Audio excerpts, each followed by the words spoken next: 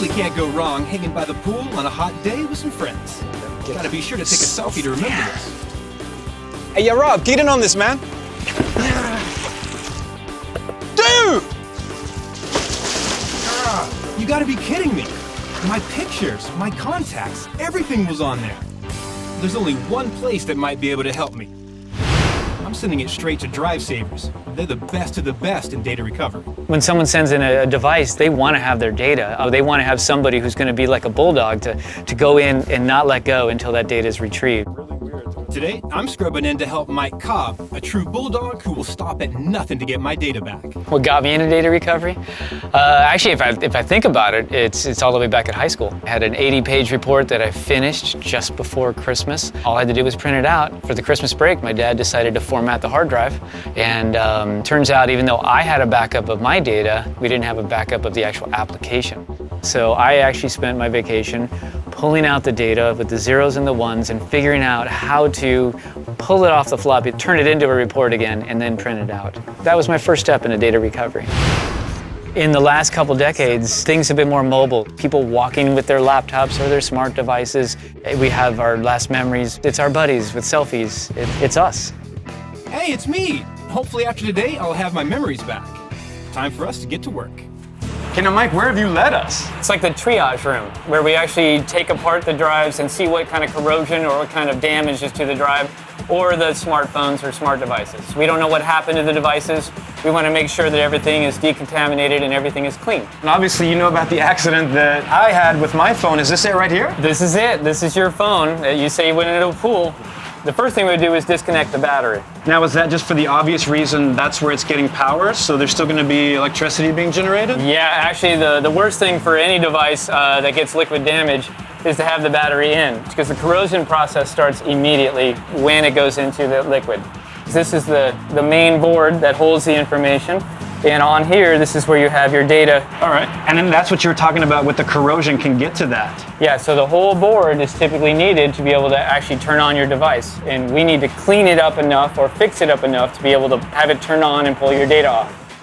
To get this board ready, we're going to put it in this ultrasonic bath that will clean it through vibrations. And in your case, there was quite a bit of corrosion. It might take a few cycles.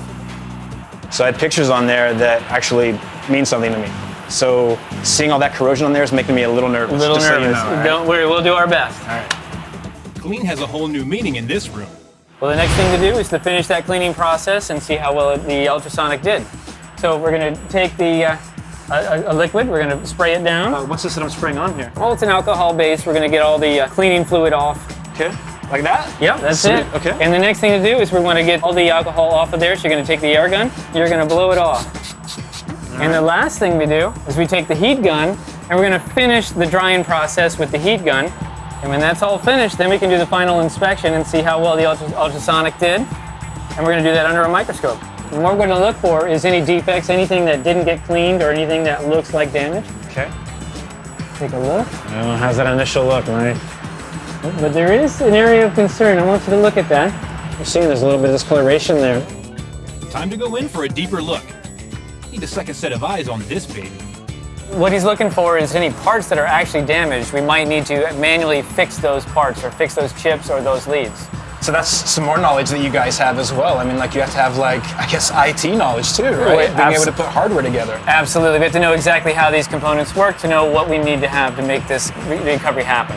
There are so many components to data recovery that I don't think anybody is aware of. This is amazing. Yeah, and this is just the one device of all the many that we get every single day. Like these guys had to have the precision of a surgeon, but the patience of a watchmaker. My phone is as clean as it's gonna get, and Mike installs it in a new case because my old one is still corroded and can't be used anymore. It's the moment of truth. This is what your phone looked like before we cleaned it up, and this was one of the trouble spots that we saw because of the corrosion process. Corrode, Mike, that looks charred. And that's what we have to clean up before we turn on anything on the phone again. I mean, I don't mean to sound like a pessimist, but I'm looking at this. I mean, something that looks like it's burned, and that doesn't fill me with hope that I'm actually going to see those pictures again. So you want to see the photos? I want to see the photos for sure. Here we go. Oh my, you got family pictures! Mike, this is crazy. Okay, listen, this was the first time that me and my family were actually together under the same roof in 4 years. You know, your reaction is exactly what we look for. It's the feeling of getting something back.